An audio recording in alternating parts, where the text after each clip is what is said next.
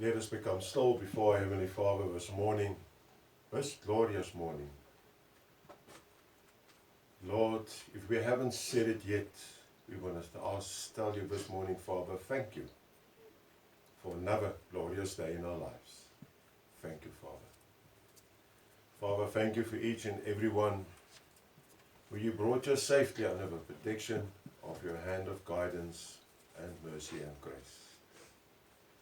Thank you, Lord, for those who were touched by the Holy Spirit this morning to join us on all the different social media networks. Thank you for your hand of protection and grace and mercy over each and every one of them as well. Father, we come this morning and we bring before you each and every one who have lost a loved one this last week. Father, let your guidance be there. Let your mercy be shown over each and every one of those who are in mourning. I know, Lord, there's a lot of questions being asked and a lot of fingers being pointed at you. But Father, we also are aware that although the enemy comes to steal and destroy, we allow him to do it through our sinfulness. We allow that the darkness take over our lives. And we're so thankful, Lord, that as per the oracles of your word, that we can stand up against all these different spirits of a strong man listed in your word, that Satan the devil uses to bring us into darkness, to remove us from your grace and your glory. Lord, let your hand of healing go over each and every person who's sick and ill. If it's just a little cough, or if it's an ICU, frail care, whatever it may be, Father. We have faith, Lord, that according to your will, that healing will be restored. But so also that financials in each and every person out there, that where there is battles, that it will also be restored according to your will. That everything will be as per your will in our lives, Lord. And I thank you, Father, that we know that we do can trust on you for your grace and mercy, your guidance, your wisdom in our lives. I thank you, Father.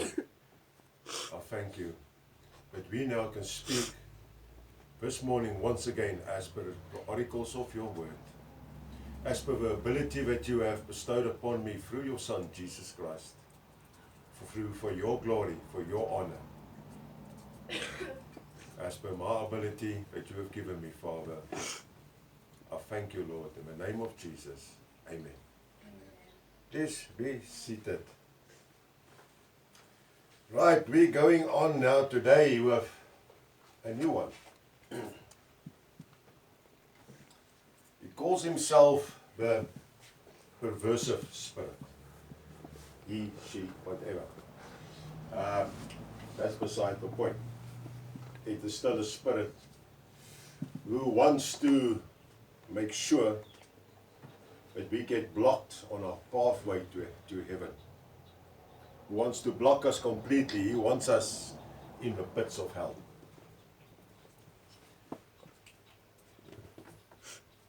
And as we all know by now, all of these spirits there's manifestation of them in our lives, one way or another. And as we see with each man, as we go carry on, the way that they actually do this manifestation in our lives and in the lives of people around us. And we all know this definition by now, but just for those who made it on the social media, so might have missed it. A manifestation is a public display of emotional feeling or something theoretically made real. Manifestation origins are in religion and spiritually because it sometimes spiritually becomes real. It is said to be a manifestation. The word usage can spread to include all aspects of life. But we must, and as I made it clear from the beginning, we mustn't believe all this type of manifestations that we see in the movies. It doesn't always happen like that. Sometimes a manifestation is through a cough, through a sneeze when it happens. It happens through somebody's all of a sudden become nauseous, etc. and so forth as well. There's different ways how these spirits actually manifest. So, the perverse spirit. What is this perverse spirit? Now, this is a biblical spiritual concept representing a mindset or force that deliberately twists, distorts, or turns away from the truth. So, if we talk about turns away from the truth, in layman's terms, it will do anything and everything in its power to make sure that the truth you will not believe. It will give you false truth, what it wants you to believe, because it knows what the consequences of that's going to be. Right. Righteousness and divine order. It wants to take you away from it. It puts you completely on a different path. It is described as a deceptive, a destructive influence spirit that causes moral confusion and willful deviation from what is considered good or godly. It's going to tell you that what you actually are believing in is not the truth. What you consider to be godly cannot be so. And it's going to give you a lot of examples. It's going to give you a lot of facts why it cannot be as such.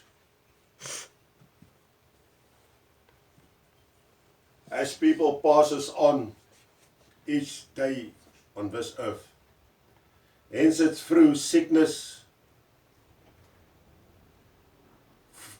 through accidents, incidents, or those who have just decided they had enough and kill themselves.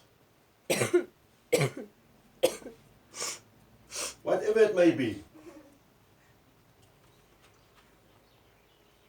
This spirit will actually tell the people to say that, you know what, if your God was really such a loving God, if your God was really such a God of mercy, why did he allow it?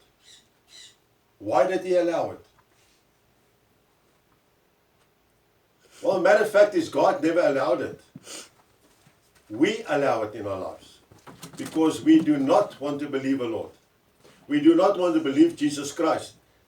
We do not want to have a relationship with him the way we should have a relationship with him.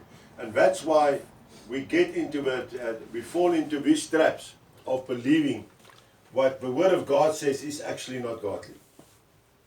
So this is a dangerous spirit as well, as we've seen all these others are. Each and every one of them.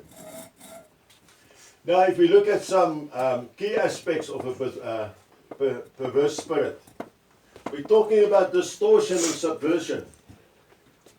That means rather than just morally failure, it is a deliberate twisting of what is straight, accurate, or holy. Deliberate. That's the key word. It deliberately does it. It comes into willful disobedience. This spirit is categorized as a hardened heart or an obstinately disobedient spirit, choosing wrongdoing even when right is known. No one is right, but we will rather do the opposite.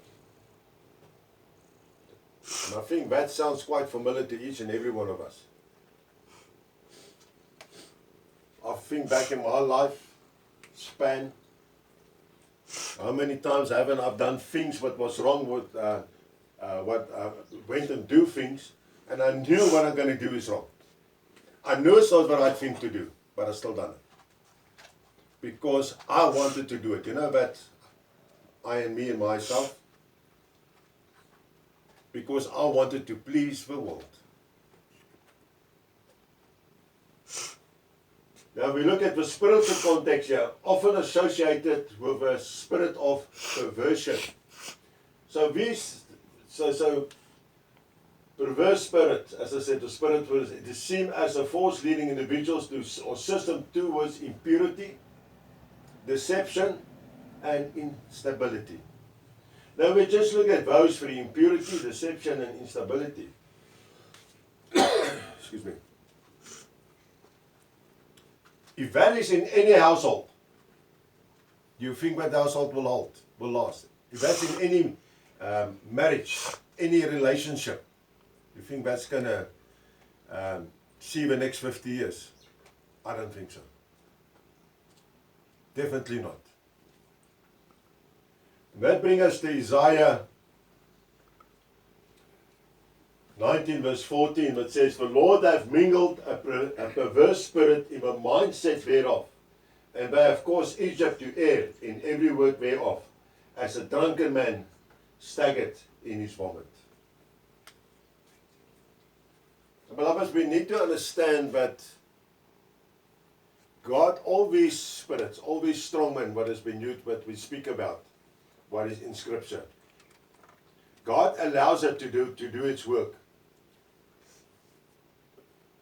Because humanity do not want to listen. We do not want to hear the voice of God, because we would rather listen to this, to these spirits, because it more fits in with our daily lives. But then when things start to go bad in our lives and in our lifestyle, then we want to blame God. It's not His fault. It hasn't been His fault. It's our own fault, because we lent our ears out. We lent our mindset out to Satan, the devil, and his demonic forces, his dominions, his minions, what he used to actually take us into the trap of this perverse spirit as well. Now, what is the common manifestation and behaviors of this spirit? And I mean, we need to know the background of this. Moral preservation, sexual immorality, impurity, and actions that violate divine design. Twisting of the truth. Afrikaans got that nice word, well, English also use it, that white little lie. No? I know like a linky. We're twisting the truth, we make it like a cook sister. Because we still make it nice and sweet, and saucy, and like a sappig, and like a honey, or whatever on it. Because people must be finger licking, like Kentucky. Promoting falsehood, doctrinal errors, or manipulation information. Manipulate the information, what goes out. Sowing discord, causing conflict, causing strife, causing division in relationships and communities. And we've spoken about this, what's like this one point also, that gossip, like skinnery. That is part of it. That is part of it. Other manifestation of this is rebellion and pride. An inward disposition that opposes God and divine wisdom. Don't worry, you can ask for forgiveness tomorrow. Let's just do it today. So don't worry about it. Don't worry about it. Right. Wow. You see, manifestation is not always going to be people lifting up from beds, swinging in the air and floating in the air and throwing themselves on the ground and growling and howling and that kind of things. Manifestations is very subtle. It became part of our daily lives. People don't even realize it because Satan, the devil, makes them blind to it. Because we are being brought up that it is part of the way that we have to live. There's nothing wrong to say a white little lie. There's nothing wrong so now and down to twist that truth a little bit to fit in with your narrative. Well, according to Scripture, it is. So let's look at the biblical perspective. The word of the Lord frequently warns against a perverse heart. Frequently warns us against it. Or perverse lips. Heart, lips. Well, Apostle Paul tells us, what's on the heart will come through the mouth. Eh? So if you've got a perverse heart, you're going to have perverse lips and you're going to speak and promote perverseness. Often associated with foolishness and destruction. It is deemed a dangerous and unclean influence that breaks down a person's spiritual standing.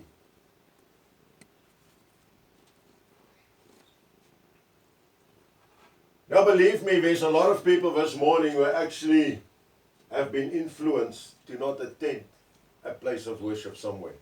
What they usually do. Why? It's month end. Flea markets, shopping malls are more interesting. We can't wait till after we have received spiritual food to go and to get the worldly food. Because that is going to run away. What's the difference if you walk into these big shopping centers at 9 o'clock in the morning or 12 o'clock, 2 o'clock in the afternoon? We're still open, we still got all the stuff on the shelves. We always think it's going to be less busy early in the morning, and everybody, now just think about it, everybody thinks like that. So everybody goes early morning, so it's more busy than in the afternoon. I'll give you a simple example. You go now this morning, once we finish, go to Van der Bijl, go to President Hyper, and see how you're going to be shoulder to shoulder, how long you're going to stand in those queues. Go there this afternoon from 5 o'clock, when you see what a pleasure it is to walk there. And I don't even want to get to the specials, because all the fresh produce, what needs to go out today, are being put onto special, that time of the evening. Did you know that? But yeah, our mindsets are wired differently. We don't think so. Proverbs 11:20 tells us that they that are of a forward heart of a domination to the Lord, but such as are upright in their way are his delight. They who are of forward heart are abomination to the Lord, but such as are upright in the way are his delight. Now, if we look here in this scripture at the little word forward, what does it tell us? What does it refer to? And I think that's what we need to understand this morning. It refers to one who is disobedient and rebellious. That is what the forward here means in the scripture. This speaks of one who constantly opposes God's will. Constantly opposes the will of the Lord. We go to Proverbs 19 verses 1. Let's say, better is the poor that walking in his integrity, than he that is perverse in his lips and is a fool. Perverse in his lips and is a fool. Better is the poor who walks in his integrity. What does it mean? You see, we read these scriptures, but do we really understand it? When we read it, we say, okay, this is what it says, but do we really understand it? Because it makes it clear. The one who is perverse with his lips is not better off than the poor. So that now means that I should have nothing, I should sit there under the tree, battling? No, not at all. The intention of this proverb, beloveds, is that poverty with integrity is better than wealth with dishonesty. That's what it means. Poverty with integrity is better than wealth with dishonesty. It doesn't mean you need to have nothing. Because God provides us for us at all times. Everything we got in life currently,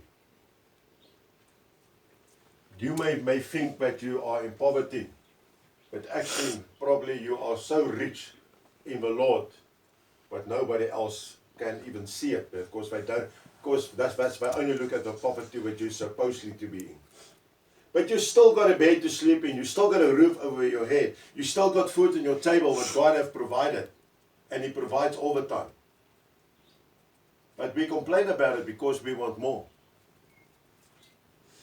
I don't want soya mince, I want a rump steak. Because the others are eating rump steak, so why can't I have one? You see, we are not happy. We find fault with everything. Why did the Lord provide me with soya mince and others with rump steak? There's a reason for it. We may not understand it there and then, but as time goes on, God will reveal to us the reason for it. And one of the reasons usually is He's testing our obedience towards Him, our faith. So let's look, how do we break this perverse spirit down, as we have done with all the others so far. We start with a broken spirit. What is a broken spirit? It signifies profound and emotional devastation, hopelessness, or a shattered will, often resulting from overwhelming life challenges, chronic grief, or intense guilt. It's a spiritual contact. It represents deep humility, repentance, and surrender to God's will. It is categorized by emptiness, lack of motivation, and feeling defeated. Now, any person who finds themselves with emptiness, lack of motivation, and feel that they've been defeated, their spirit has been broken. You will find them sitting there in a corner with no will to live anymore. And that is facts. This is facts. To be honest, we on a regular basis get WhatsApps with people who actually got broken spirits. Because they feel that nothing goes right in their lives. Doesn't matter what they do. You see, the enemy loves to break a person's spirit. He loves it because you become negative.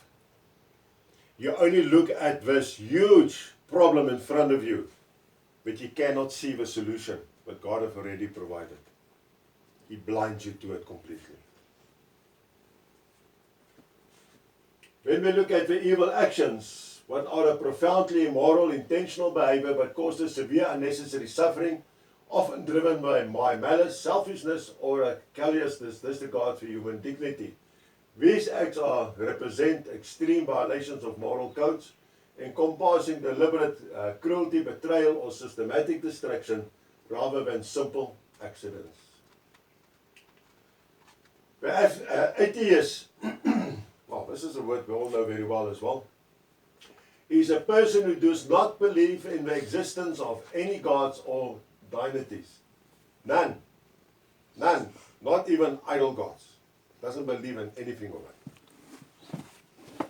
Atheism is defined by a lack of belief in gods, often stemming from a lack of evidence rather than a belief system itself. It is the opposite of physicism, with some atheists also specifically believing that no gods exist. Well, it's their choice, it's their prerogative, what they want to believe. An atheist is a person, well, I want to do Afrikaans as well, sorry. Abortion is a deliberate ending of a pregnancy at an early stage, removing a fetus and placenta from the uterus. It is a medical procedure either through medical pills or surgical procedures, aspiration, dilation. Abortion is distinct from a natural miscarriage. And that is why it's in here. There's a huge difference between a natural miscarriage and an abortion. Abortion is a deliberate act what somebody does. I know with all the human rights right across this world, and as they say, it's my body, I can decide, I can do, yes. It is your right to decide what you want to do. But at the end of the day, all I can tell those people is, you are the one who have to go and explain the day when you stand in front of that throne. Nobody else. You are the one who will probably in the end up crying when you are in the pit of fire and sulfur. So the choice is yours. Because you made that choice when you done what you've done, what forced you to get the abortion.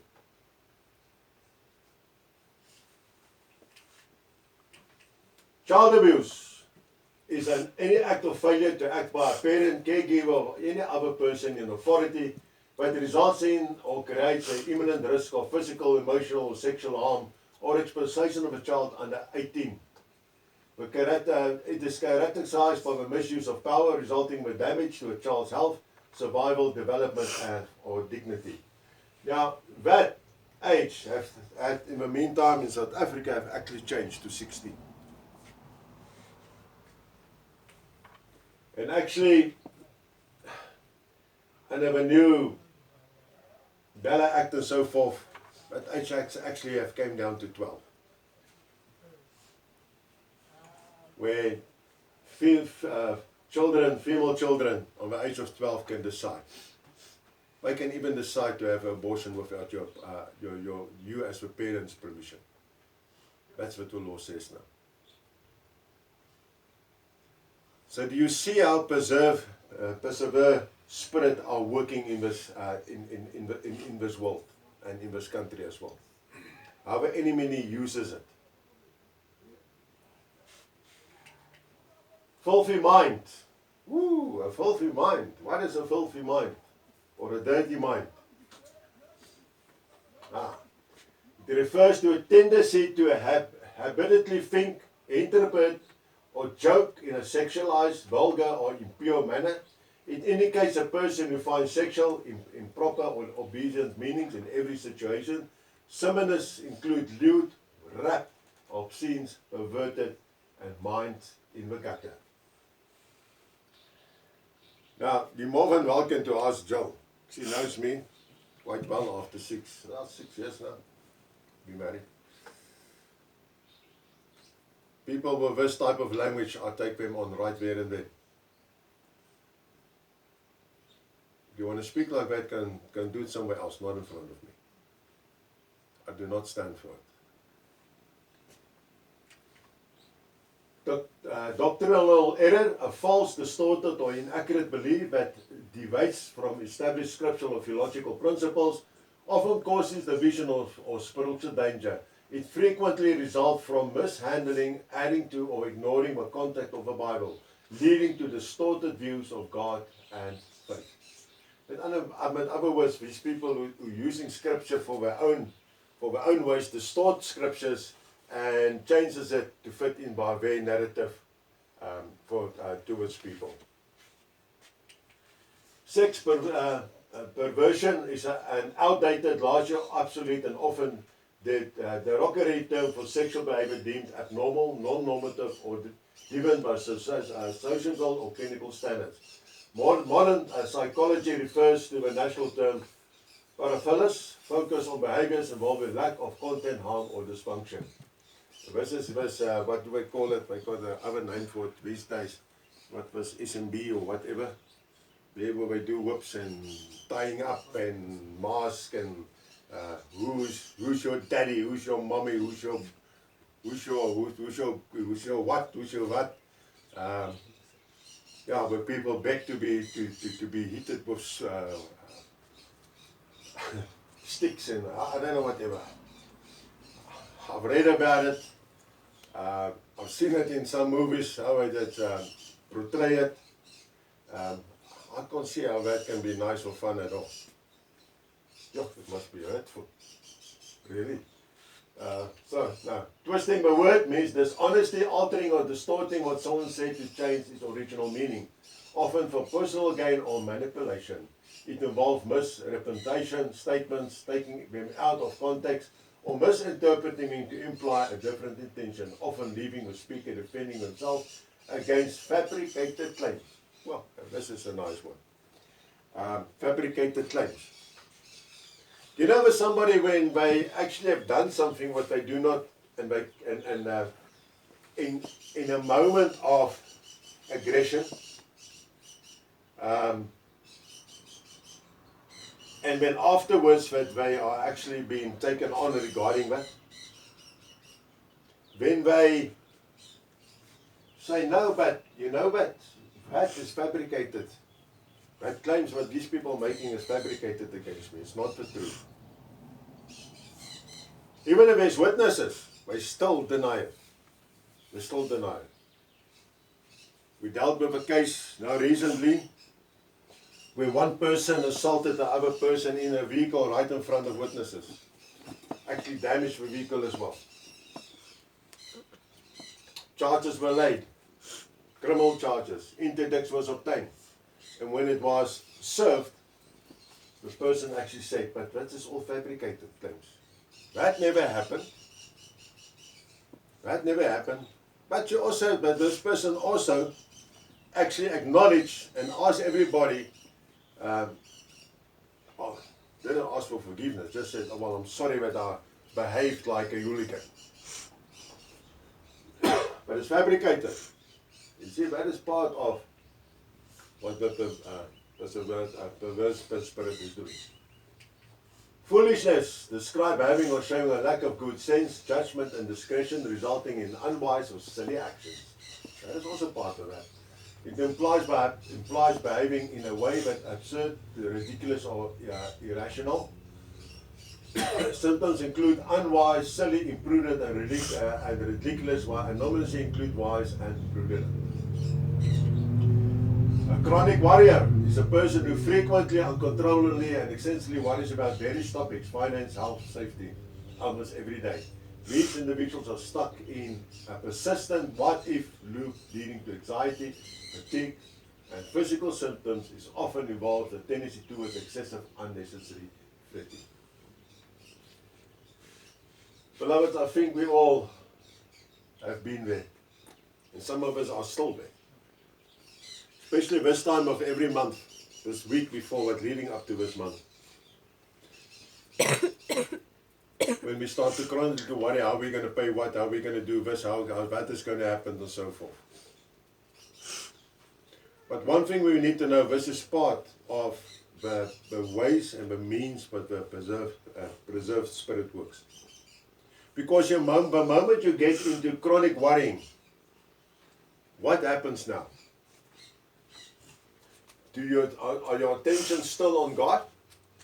Do you still give attention to the Lord, which is what you always do? No, your attention is diverted to this. To chronically worry continuously. Continuously.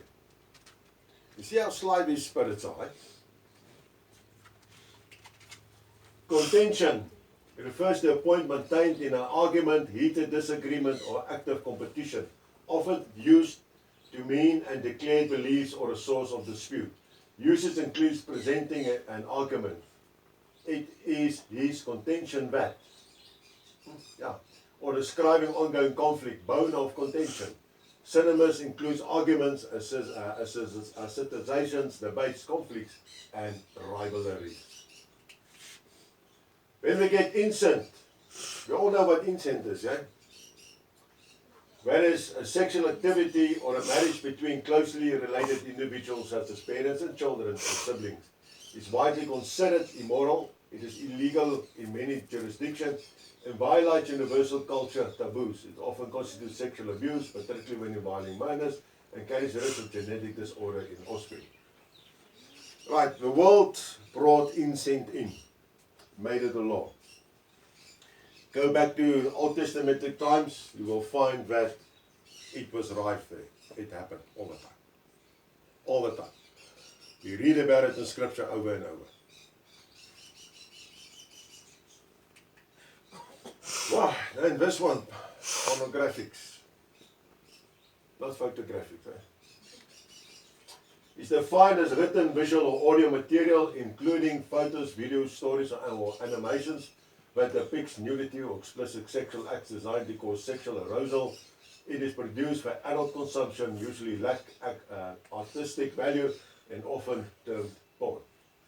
Well, they say usually lack artistic value, but believe me, they have refined it in such a way now that they've made it artistic that people do want to watch it.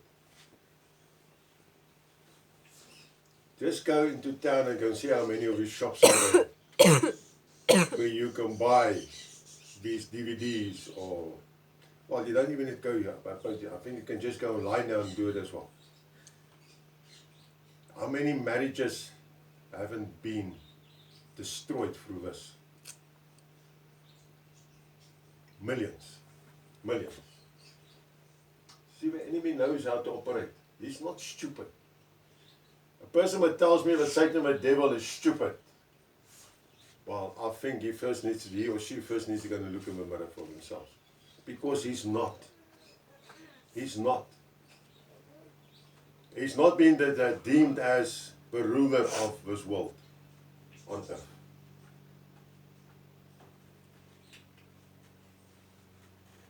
Now, if we look at some scriptures here this morning, and I'm going to go through them quite quickly.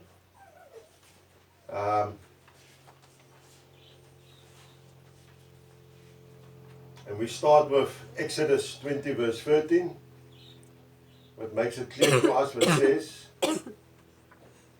that we shall not kill, eh? We shall not kill. Scripture makes it clear. So, I just want to come back to the abortion. If you or I do an abortion because it's our choice, it is our human right, it's our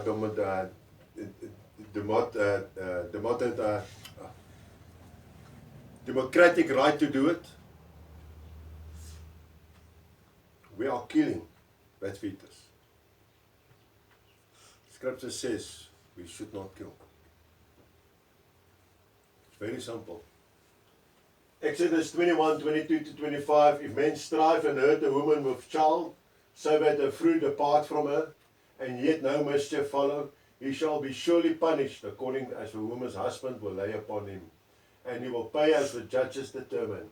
And if any mischief follows, then both shall give life for life, and eye for eye, tooth for tooth, hand for hand, foot for foot, burning for burning, wound for wound, stripe for stripe. Now, in the modern world today, that also doesn't exist anymore due to human rights, due to democracies.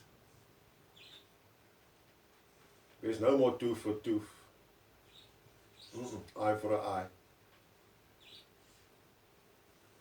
There's still states in the United States of America who still have the death penalty, where they actually apply this. I actually watched a podcast yesterday evening after I finished on air after 8. The youngest child at that stage, and it was now, and it's 25 years or so back already, who was sentenced to death in America, who is still on death row after 25 years, but was sentenced to the electric chair. Now the thing there is that, and where I said that this person, all her avenues of appeal have now been exhausted. There's nothing more. So now it's just a question of a time when the governor decides date and time for the electric chair, because that is where this person was sentenced. And they actually played the judge's verdict as he sentenced this young child at that stage. And when she said, you will be strapped into electric chair and you will die by electrical current.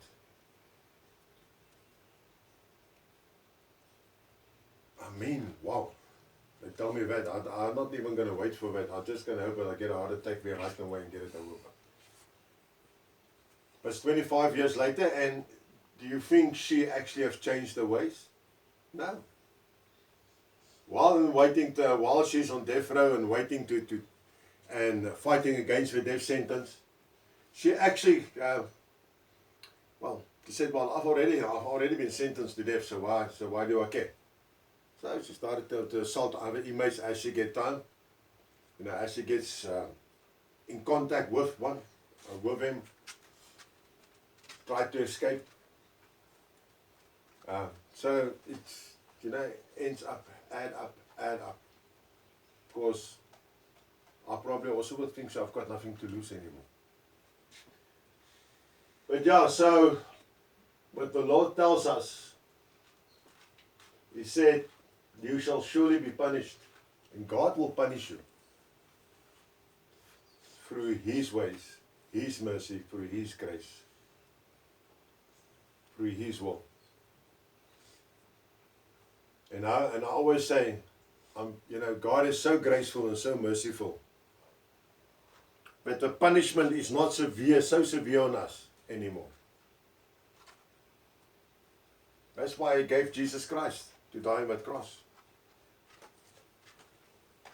Can you just imagine yourself if we still had to live out a generation to be wiped out, to die out completely before you can receive grace again and mercy? Where will we end up with it? I don't even want to think about it. But we got the opportunity today, in today's life, to go to the Lord and said, I know I was wrong. I know I was misleaded. I know it was my fault. Please forgive me. God forgives you in an instant. Scripture says it's not going to hold it against you ever again.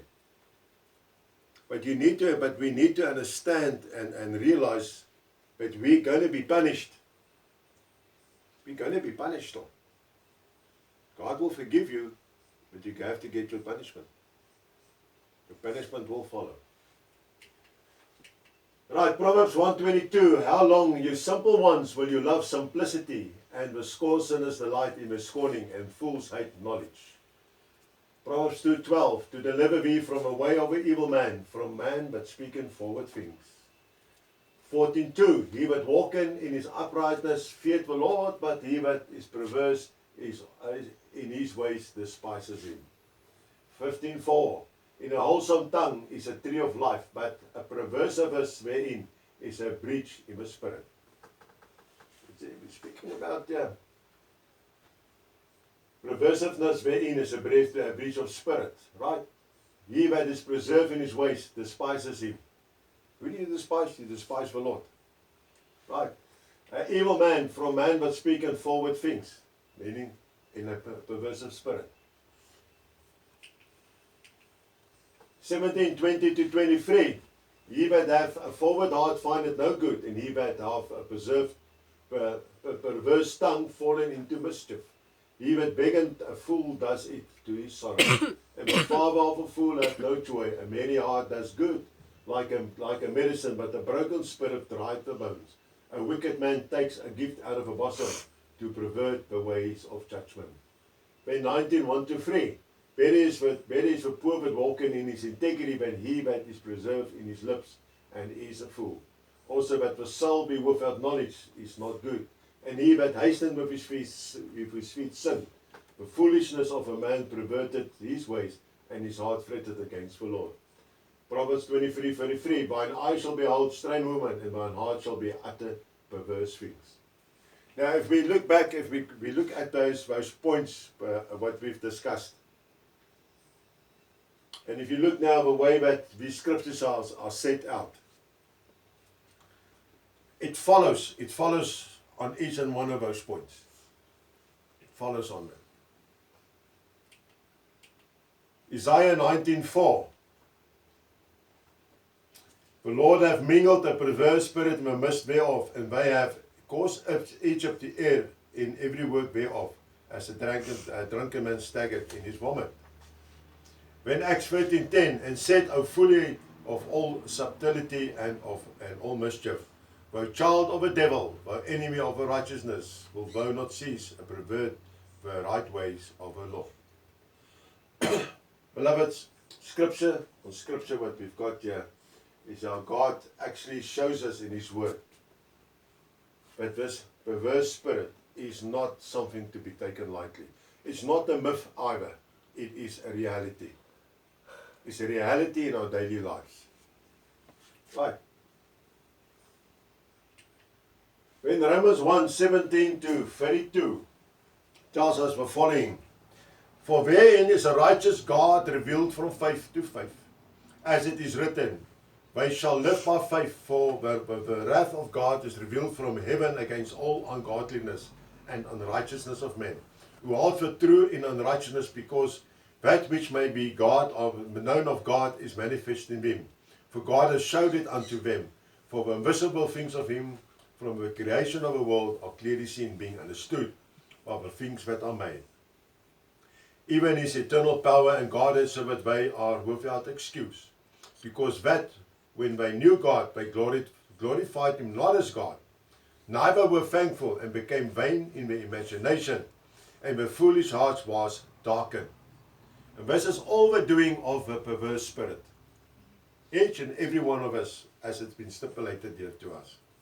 Professing themselves to be wise, they became fools, and changed the glory of darkness, and changed the glory of the uncorruptible, God into an image made like a corruptible man, and to birds and four-footed beasts and creeping things.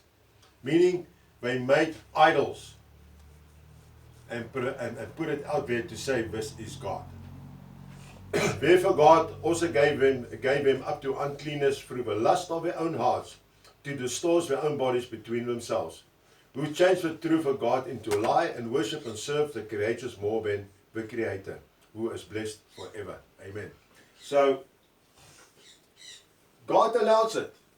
If we do not want to hear and listen, must God just sit back, fold His hands and say, well, hopefully one day we will come to their senses? No. Do you just sit back when your kids are just doing whatever they want to do and you know it's wrong? Or if you are a manager at a company, or you are the MD or the CEO or the owner of a business, and your employees are just doing what they want to, and you can see everything is going down, down, down, down, go and sit with arms folded and say, well, it will come right, they will come to their senses. Or are you going to step in? We're going to step in, aren't we? So why do we expect that God shouldn't step in? God will allow this perverse spirit and the other spirits that we've already spoken about, and those that we're still going to speak about, to come in and do what they want to do, because we do not want to listen to God. And hopefully then we will realize that we are on the wrong path before it's too late. For this God gave him up unto vile affections, for even the woman did change the natural course into that which is against nature. And likewise also the men, leaving the natural use of a woman, burnt in a lust one towards another, men with men, working in which unseemly, and receiving in themselves but the recompense of the error which was meet.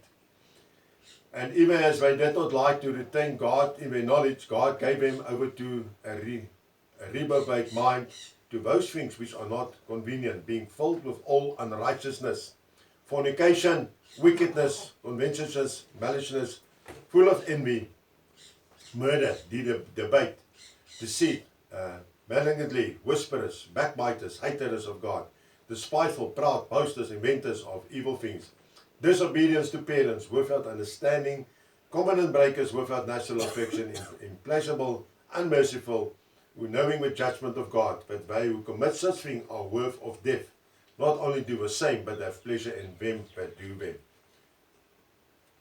People who are found themselves in it, they actually enjoy it when other people also do it and join in with it. We know about people who actually come and said, listen, you know, we believe in this thing of swapping partners. Come and visit us. We're going to have a nice party of Saturday night. Lekker braai and everything. And if you walk in, there's a bowl. You know, like a fish bowl. Have you seen it on the movies? Put your key in there. And later by evening when they schommel it around. And even some of them I've seen in the movies, they blindfold a woman. And then now she needs to go and pick a key. The key of that vehicle that she picks, that man is with her that evening or other way around. All part of a perverse spirit as well. This world is rotten. If we want to believe it or not, it's rotten out there. We have a power in our own hands to make the decisions to stay on the side of the Lord or go over to the side of darkness. Philippians 2:14-16. Do all things without murmuring and disputing, that you may be blameless and harmless, the sons of God without rebuke, in the mind of the crooked, and preserve nations among whom you shine as lights in the world, holding forth the word of life, that I might rejoice in the day of Christ, that I have not run in vain, neither labored in vain. When we done that message, that teaching on complaining, we actually went and dissect this whole verse, Philippians 2:14-16. Because complaining is murmuring, is disputing, is groaning. Last night I done the Afrikaans version of complaining klaar on air. And there's a nice word that I use for this. And I call it, you know, we call it skoot in Afrikaans 'n bromponie, né? So brom. Kom, hou op met 'n moan en te kry en te brom. Soos 'n bromponie te wees. 1 Timothy 6:4-5. He is proud, knowing nothing, but doing about questions and strife of words, whereof comes envy, strife, railing, evil submissings, preserve disputing of men of corrupt minds and dispute of the truth, supposing that gain is godliness, from such withdraw himself. Then 2 Timothy 3:2, the men shall be lovers of their own selves, covetous, boasters, proud, blasphemous, disobedient to parents, unthankful and unholy. There's nothing wrong to be proud in what you're doing. But to go out and to start, you know, with that boastfulness, to think that you're better than others, that's where the problem comes in. I'm proud to be a child of the Lord. I'm absolutely so proud of it. But it's through His glory, through His honor, through His mercy that I can be His child. Not through myself. You see, some people become proud of it because they think it's through themselves that they are His child and can call themselves a Christian or whatever. If it wasn't through God's grace and mercy, we would never have been able to do that, first of all. In 2 Timothy 3:7-8, ever learning but never able to come to the knowledge of the truth, now as Jannes and Jambres withstood Moses, so do those who also resist the truth of men of corrupt minds reobey concerning the faith. And we know what happened to Jannes and Jambres. The earth opened up and swallowed them in. Their families, their livestock and everything. Right there and then. Titus 3:11, knowing that he that is such as subverted and sinned, being condemned of himself. 2 Peter 2:14, having eyes full of adultery, and that cannot ease from sin, beguiling unstable souls, a heart they have exercised with covetous practice, cursed children. Now, beloved, this is just some of the verses where Scripture tells us and gives us regarding the preserved spirit. And it's important that we know that it is there. It is not just something that has been thumbs up to say, beware of it, there is a perverse spirit. I cannot stand here and just tell you that and give you a bit of a definition, a bit of a story about it and leave it by that. That's not me. And I said it many times before. I need to give you the proof according to Scripture. Because now you can go back and you can go and take the word of the Lord and you can go look it up. And you will find it is there. It's not something that has been made up. Right, and then we all know the next section. How do we know them? By their fruits. Right? They are all known. So we go back there to Matthew's. We look at the roots and the works of the flesh in Galatians, what we've done from the beginning. And I know, and what I said, this will be in every week, just as a reminder that it stays the same with each and every one of these spirits. So, how do we bind the perverse spirit? We need to bind it. We know what Scripture says. When a strong man comes into your house, you need to bind it to overcome it, isn't it? So, to bind the perverse spirit, you must utilize the authority of Jesus Christ. The authority of Jesus Christ, we bind each and every spirit. Without Jesus, we're going to fight a losing battle. Because the authority are given by Jesus, and we do it through that authority, what He has given us. To command spirits of perversion, lust, and unrighteousness to cease their influence, wisdom holds, renouncing past agreements with temptation, casting out unclean thoughts, and purifying your life through prayer, often by invoking the blood of Jesus to break spiritual chains. And we need to break those chains if they still got a hold on us. Now, the key actions for binding and deliverance. How do we do it? By means of a direct command.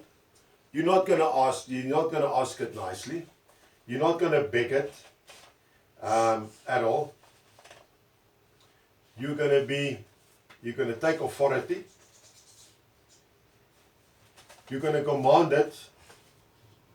You're going to address the spirit directly in the name of Jesus. Commanding it to be bound, silenced, and forbidden from making any further progress in your life. You've got the authority to do it. I think if there's one thing and I will always say it, but I wish that people, and I know we should not wish, because wishful thinking doesn't work, want to realize, the moment that you accept Jesus Christ in your life as your Lord and Savior, the moment that you got that relationship with Him, you've got the authority what you've proclaimed in the Word, what you have. You don't need to run to somebody else to do this in your life. You've got the authority already to do it yourself. Because sometimes it's too late to wait to run to somebody. You need to act there and then. So, direct commandments. Renunciation, renounce any involuntary agreement made with preserved spirit lust or self-destructive behavior. You need to cast it out. Explicitly command every spirit of lust, sexual immorality, and perverse thoughts to depart, breaking the influence over your senses and over your life. Purify the temple. Which temple? Your temple, the temple where you are. You are the temple of God. You need to purify that temple. Dedicate your body and mind as a temple of the Holy Spirit, requesting a clean heart and grace to resist temptation. Then use spiritual protection. Invoke the blood of Jesus for protection over your mind, relationship, and finances. Invoke God's Spirit. Invite the Spirit of the Lord into your life, the Holy Spirit, the Spirit of wisdom, the Spirit of counsel, the Spirit of purity, to replace the void left by this bounded spirit, what have been removed out of your life now. And one important thing what we always forget, the armor of God, Ephesians 6. We need to dress ourselves every day, every morning, every night, continuously with the armor of God. We should never go anywhere without being dressed with the armor of God. And when you take on these spirits, dress yourself with God's armor. That's why God has given it to us. This process is focused on achieving spiritual freedom and breaking the hold of demonic influence that cause disruptive behavior. So then we need to lose the spirit out of our lives. It needs to get gone. We've bound it, now we need to get rid of it, right? Losing the perverse spirits is a concept of spiritual welfare theology that involves breaking the influence of spiritual bondage related to sexual immorality, perversion and distorted thinking. It is generally addressed through prayer, repentance, and the application of spiritual authority, what we have just discussed now. So, if this spirit also have bounded you into pornographic material or movies or sexual immorality or whatever the case may be, you need to loosen yourself from it. You need to break that bounds. You need to break that chains that holds you. Now, what is the key aspects of this? Now, let's just have a look at this quickly. Understand the perverse spirit. Definition: the spirit is described as a force that promotes sexual sin, lust, pornography, and actions contrary to divine order.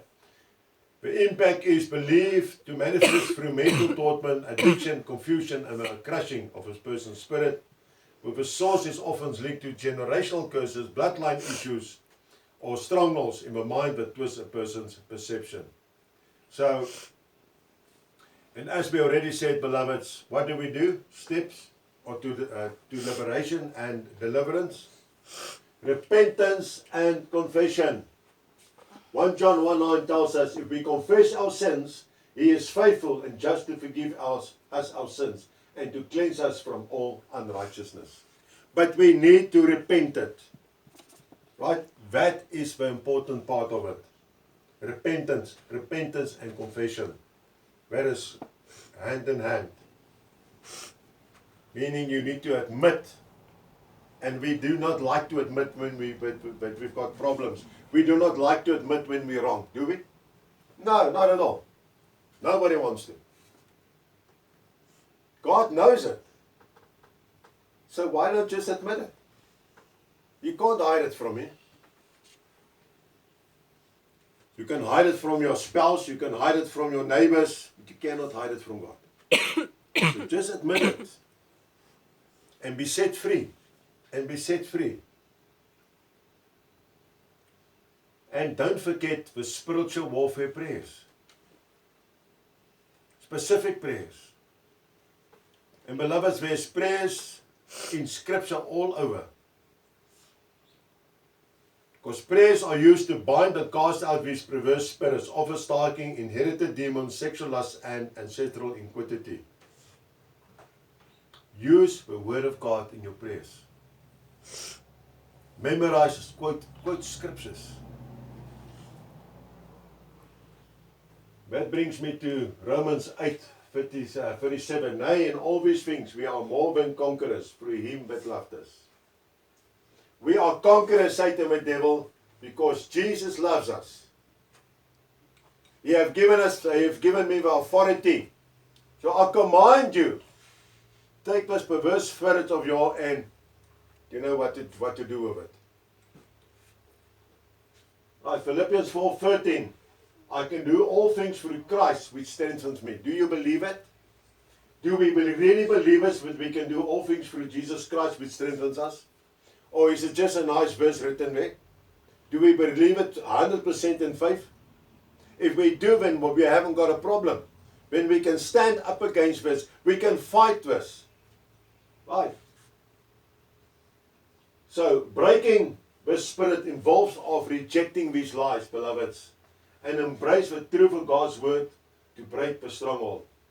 Actively renouncing the perversion and turning away from sinful behaviors.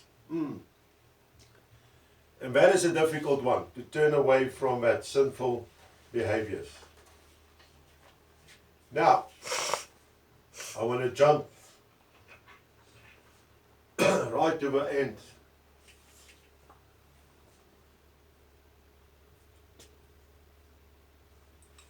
To 2 Corinthians 10:4-5.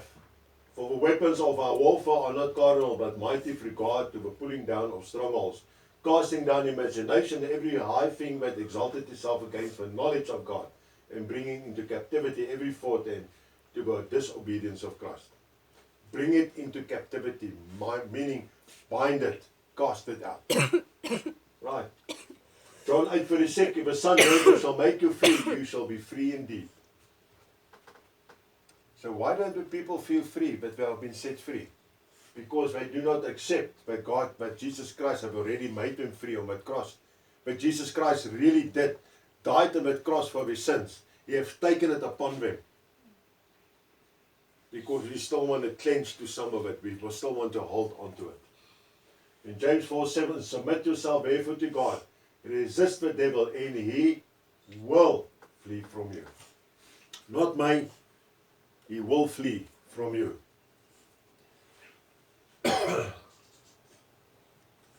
So, I just want to give you some tips here. I know we're going a bit longer today. So, what steps can we take? And I mean, we need to know this. I can't just let you hang in the air this morning. Right? For instance, a 2-hour daily prayer and fasting routine. You can do that. You can do a 10-minute. You can do an hour. You can do a day. It's up to you. Right? Because this process uses focus on restoring a clean heart, align one's life with purity, often with a belief that this brings you from a state of brokenness in the wholeness of Christ, through God's Spirit, the pureness and the holiness. Zechariah 12:10 tells us, and I will pour upon the house of David, upon the inhabitants of Jerusalem, the spirit of grace and of supplication, and they shall look upon me whom they have pierced, and they shall mourn for him as one mourned for his only son, and shall be in bitterness for him as one that is in bitterness for his firstborn. And then there's some other scriptures which you can go and read, to Hebrews 10:29, Hebrews 12:14, and when we come to how do we overcome it? Through renewing our minds, guard our heart. Previously we've done that series about the renewing of the mind. So you apply that into this, okay? And guard your heart. So next week is someone else what we're going to tackle, and that is the spirit of haughtiness. Haughtiness. Daai gees van hoogmoed. I'm better than everyone else. Haughtiness. And unfortunately in today's life, I think we deal with people who are being actually led by the Spirit basically on a daily basis. People who think they are better than others. But yeah, that is one that we will do next week. So, let's go to the table.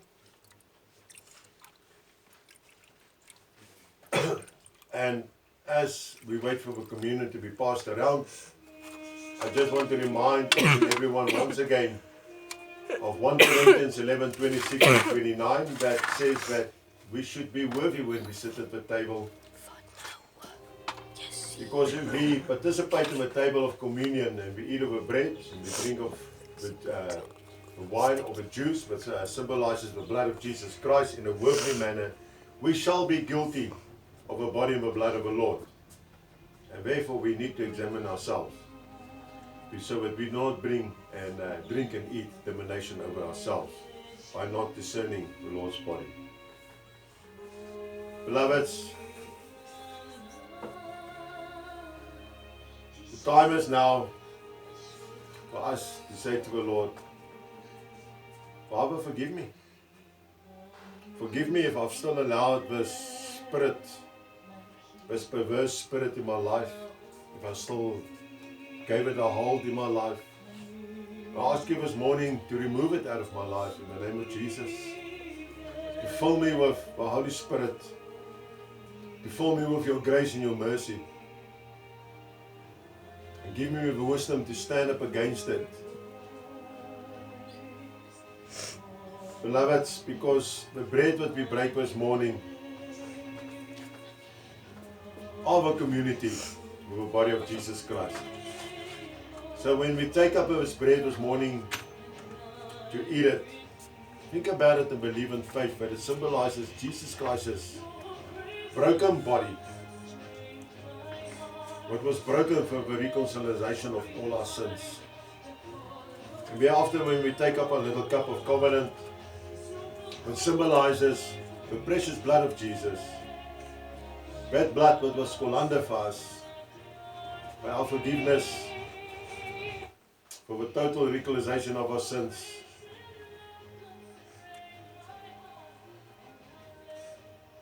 Through this, Jesus on the cross gave us, and He fulfilled the authority that He has given us to stand up against these spirits. These strong spirits in Scripture that Satan, the devil, uses against us. Satan, the devil, this deceiving entity.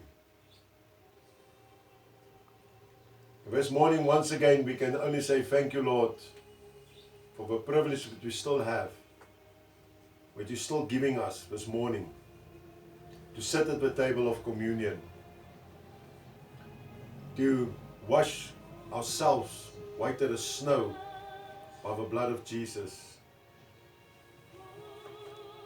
Thank you, Lord, that Jesus Christ, our Lord and Savior, your only begotten Son, fulfilled the task which you laid upon Him, to take our sins upon Him beyond the cross. He what was sinless up to that point.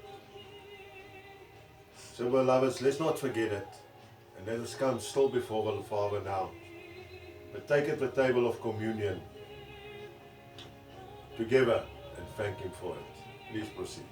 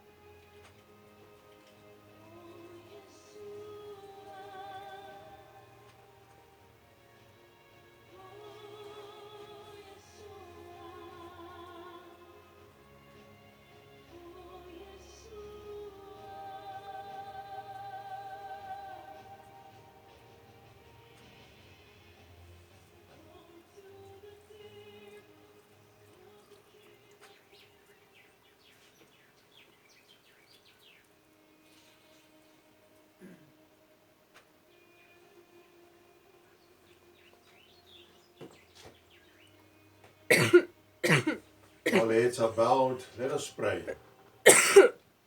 Lord Heavenly Father, thank you, Father, that we know that we can be set free from this perverse spirit. But we know that it's not supposed to be a burden on our soul's shoulders or in our lives. But we have received the authority by Jesus to get rid of it in our lives. And therefore, Lord, we come before you this morning, we say, Father, remove it through Jesus Christ out of our lives. Where it maybe still have some roots, still have some seed sown. Lord, in the name of Jesus, we declare it dead. We declare it null and void in our lives. We declare that it will have no further effect in our lives. Lord, we thank you for the removal of it out of our lives right now. We thank you, Father, that healthy boundaries was reset in our lives. We thank you, Father, that we know that we do not have to be afraid of Satan, the devil, his demonic forces, or even any person under his influence. But we do not to be afraid where he wants to come and to steal, to destroy, because all of that have been removed out of our lives this moment.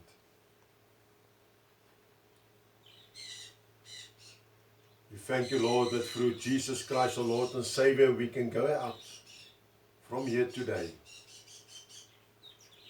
and declare blessings and light over each person who we come across. And that I this morning can declare blessings and life over each person hearing my voice. Through my Redeemer, my Savior, Jesus. And therefore I declare life and blessings over each and every person's health, over their finances, their marriages, engagements, relationships they may be involved in, each and everyone's business enterprise, what you have bestowed upon them, Lord, each and every person's place of employment, prosperity for each and everyone who you have placed on pension already, Father. And on whatever you are providing, that it will be abundantly, that life and blessings will be there. And so will be life and blessing over each and every person's spiritual well-being. And when that will move over into the household's well-being, as only the Holy Spirit can move and can bring it forth through Jesus. Lord, thank you for your blessings. Thank you for your mercy. Thank you for your graciousness. Thank you, Lord, that you're still prepared to lift up your countenance upon and over us and to give us peace. Thank you, Lord, that you still places your name upon us, our hearts, so that we can receive your blessings, what you have for us. And we say, Lord, we thank you abundantly for that. And we accept each and every blessing what you give us.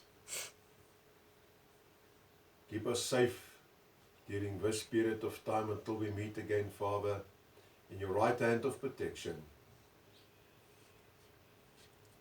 And I declare that not one person present or hearing my voice will have an urge to jump out of your hand of protection back into the arms of Satan the devil through his lies, through his deceiving. I declare this in the name of my Lord and Savior, Christ Jesus. Amen. Right, we got one little song, and I want to say thank you for everyone's endurance this morning. I know it's a bit longer as usual, but you ought to know me by now. I go off script usually, and when it just carries on. But yeah, I've got, I had one song that I picked up, give thanks to the Lord. And I think that is an appropriate one this morning to say to the Lord, thank you, Father. So let us stand and sing together.